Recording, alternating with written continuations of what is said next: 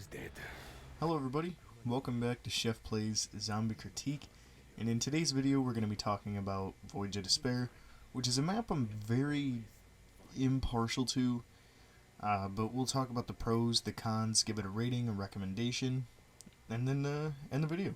So let's get into it. For pros, it's a pretty solid introduction in terms of showing you the ways and the new changes to Black Ops 4, if this is the first map you played at launch. Like, I think it does a good job at showing you how it's different, but also how it's the same. The setting is really cool. I have always kind of been a decent fan of the Titanic, so to see them tackle it with zombies, and to kind of do it pretty faithfully, is pretty dope. I enjoyed it. I know I got super pumped when I saw it in the trailers, but there are some cons.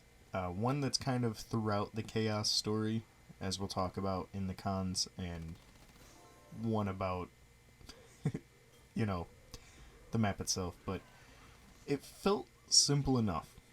This kind of ties in with the last one, or the first one, but it felt simple enough as a starting map to kind of understand how this game was going to go from here on out. Like, there wasn't too many doors. Pack-a-Punch is pretty straightforward, and it's not too hard to get to when it moves around, because it does move around on this map, but it tells you exactly where it's at. There's some cool design choices in here. Like, there's chunks of iceberg everywhere, which in the intro you can see you start as the Titanic hits the iceberg. It obviously doesn't go down as fast as it did in real time, but it doesn't really go down at all as you're playing. There are some underwater sections of the map which you can unclog and deflood, but it's just some really cool little design choices they decided to make with the map that I really do enjoy. Parts of the ship are destroyed, like on the inside from the impact itself. Things are amiss, like everything's all over the place. And they did a really good job with it, I think. Now for the cons. The first one is the Fire Stoker.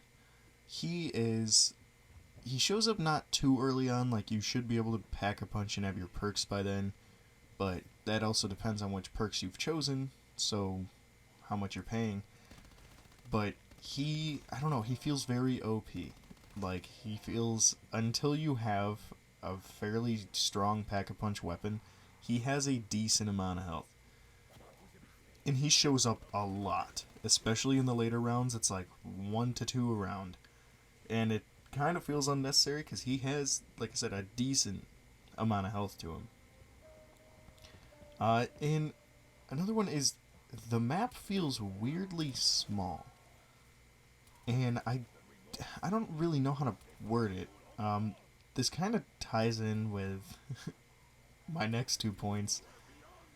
You think of the Titanic and you think of this grandmass thing, and granted, for a opening map, it really is decent sized, but in terms of being the Titanic, it feels tiny.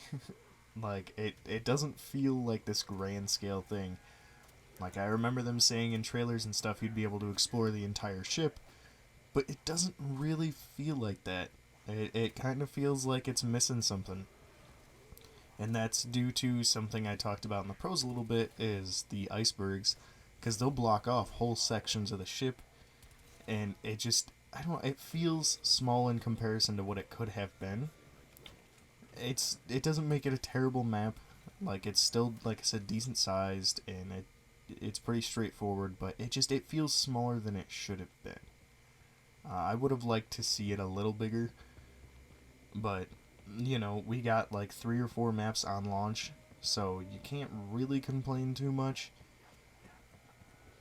But that's really my own points. And then another one, my final one, is one that's across all maps in this one, is the Cataclysm zombies, which are elemental zombies that are in the Chaos story, and they really annoy me. But, you know, overall, I give this map a 7.5, and, you know, Hope you enjoyed. Hope you're having a good day. If you're watching early on, have a good rest of your day. See you in the next one. Until then, keep surviving. And, I mean, I recommend this map in the sense that it's cool to look at, it's really nice looking, and it's a really cool setting. But gameplay-wise, this game definitely has better options. So, I'll see you in the next one, which will be 9. And until then, see ya.